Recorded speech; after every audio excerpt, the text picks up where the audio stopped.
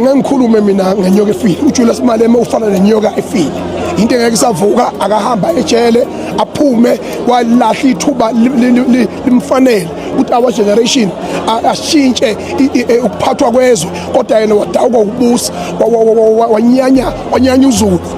Ke waphinda wazothatha imali ko Point Engineering balutha iVPS bayiqeda bangene kuruleni bashaya babhuqa manje badla imali yabantu bangaphandle bathola $60 million beqhamuka kwamazweni ngaphandle. uJulius Malema anginendaba noma ngenzani inyoka efile ngithi mina isikhathi sakhe siphelile. Julius Malema umgodoyi udayise ngabantu baseningizimu Afrika ematweni bokufika. Angikwesabi mfana wami, hamba uyoyichamela la ukhona.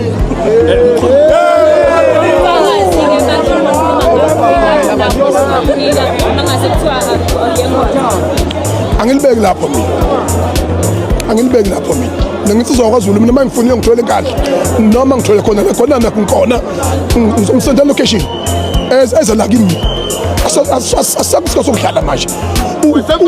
uJulius Malema upolitical devil but osopolitiki bamsaba nomongameli bamesaba simesabi ke thina injaji into siphethe manje futhi sobuthatha lelizwe silungise liqonde lithi